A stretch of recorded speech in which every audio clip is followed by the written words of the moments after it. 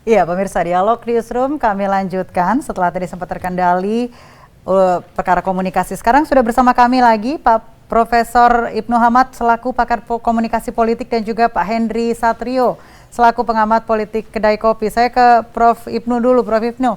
Ini maksud yang tersirat begitu dari ketegasan dari seorang Ibu Megawati terkait dengan manuver politik, kadernya yang bermanuver politik. Silakan, Prof.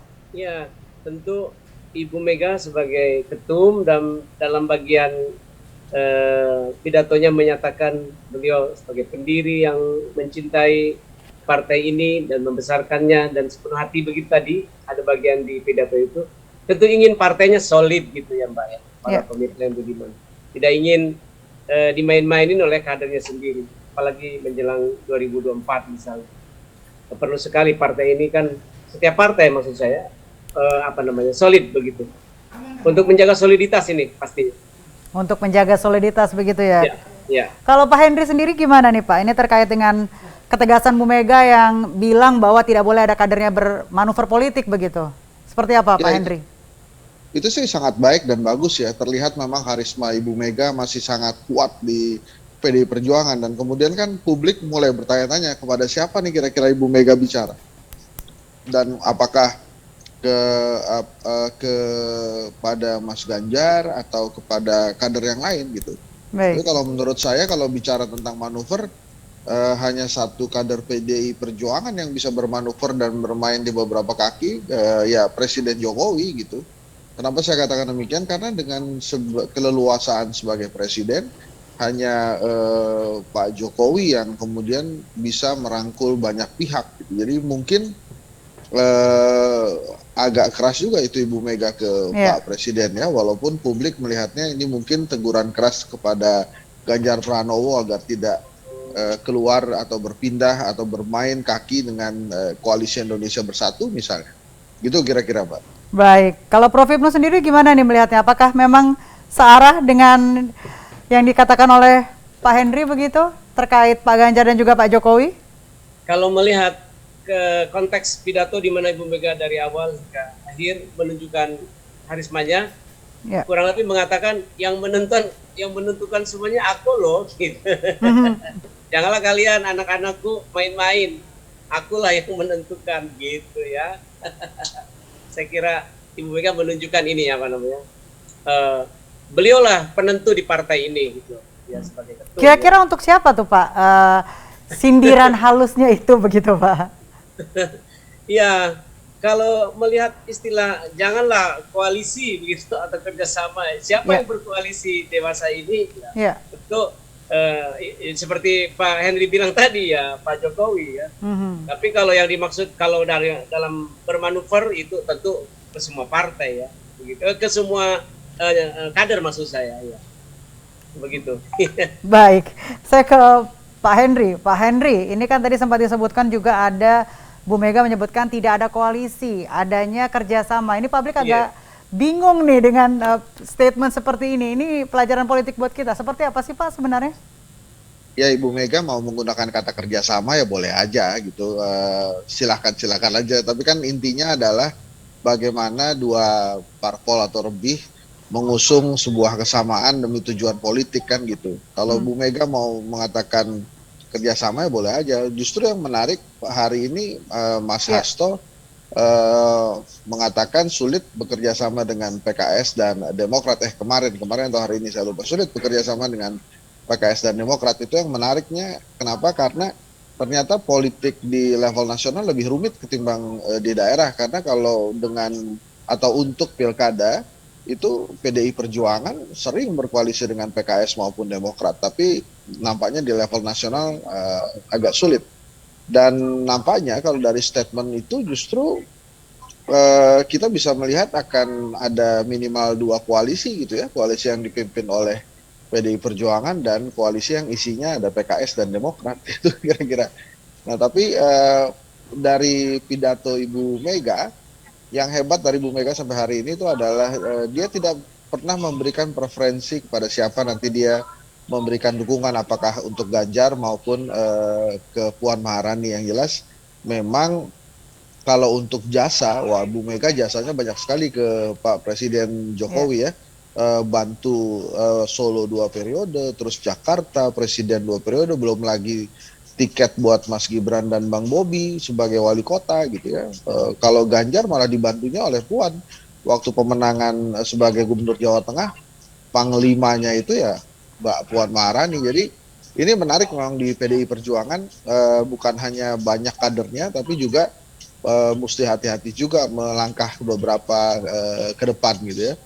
Nah ini Bu Mega selalu mempertontonkan kebersamaan antara Mas Nanan dan Mbak Puan, walaupun sebetulnya masih menyimpan satu orang putra yang tertua, Mas Tatam, yang mungkin saja bisa jadi kartu truf yang akan meneruskan kursi tahta PDI Perjuangan selain Mbak Puan atau Mas Nanan, gitu kira-kira. Baik, saya ke Pak Prof. Ibnu Hamad. Prof, ini tadi sempat disinggung terkait statementnya Pak Hasto begitu ya, tidak bisa bekerja sama dengan kedua partai tersebut. Prof sendiri melihatnya seperti apa? Kalau kerjasama kan ada kesamaan platform gitu ya, ada kesamaan visi misi begitu. Kalau koalisi kan bisa bagi-bagi jatah aja. Baik. Barangkali di situ tempatnya. Jadi susah koalisi karena mungkin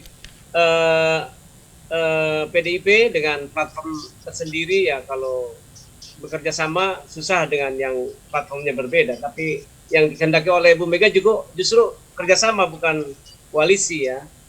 Kalau dari istilah teknis di lapangan ceritanya ini. Kalau dalam masa kata mungkin kan karena kerjasama dan koalisi hampir mirip, tapi ini sudah agak mulai praktis ya. Ya. Koalisi politik kan ya bisa bagi-bagi kepentingan, yang penting terjaga komposisi gitu kan. Kalau kerjasama kan keinginan Ibu Mega platformnya sama, mencapai suatu misi bersama, kan itu agak susah memang. Ya begitu kira-kira pengertian bedanya antara koalisi dan kerjasama. Ya karena publik kan melihatnya ini hampir beda-beda tipis, sama-sama hanya permainan bahasa aja begitu Pak. Jadi mungkin harus lebih digaungkan begitu ya. Saya ke Pak Henry. Pak Henry, ini kalau dilihat dari keseluruhan arah dari pidato Bu Mega sendiri terkait Rakernas kemarin itu seperti apa sih Pak? Ya, dia ingin memastikan bahwa memang PDI Perjuangan harus tunduk setia pada aturan partai ya.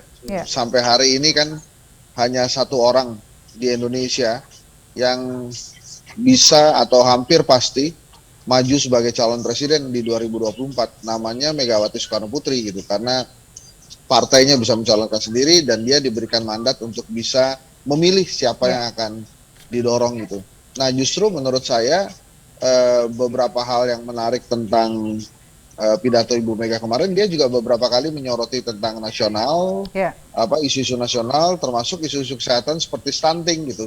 Hanya saja memang pada saat bicara kemarin ada beberapa slip tongue ya menurut saya, yang pada saat saya nonton itu, wah ini pasti bisa jadi heboh nih, bisa jadi viral gitu. Walaupun Ibu Mega sebetulnya cepat sekali tuh, setelah dia menyadari mungkin ada slip tongue, dia kemudian bilang sorry, minta maaf, tapi ya namanya netizen ya, akhirnya per hari ini tukang bakso itu jadi viral sekali dan trending gitu ya. Padahal kalau kita perhatikan lagi di pidatonya Ibu Mega, selesai bicara tentang tukang bakso itu dia bilang sorry ya, maaf gitu. Tapi nampaknya sulit sekali. Ya itulah netizen, maha benar netizen dengan segala tweetnya. Baik, saya ke Prof. Ibnu. Prof. Ibnu, ini kalau melihat sebenarnya arahnya Ibu Megawati ini seperti apa sih dan kemana arah untuk dukungannya begitu Pak? Yang saya lihat dari pidato beliau, visi kebangsaannya begitu kuat ya, sambil mengutip ayahanda Bung Karno gitu. Termasuk juga saya kagum di situ penghormatan terhadap perempuan nih Mbak. Waduh luar biasa ya. Tetapi saya membaca dari keseluruhan kingmakernya bukan orang lain di partai itu, kira-kira ya saya lah, kurang lebih begitu dalam bahasa saya.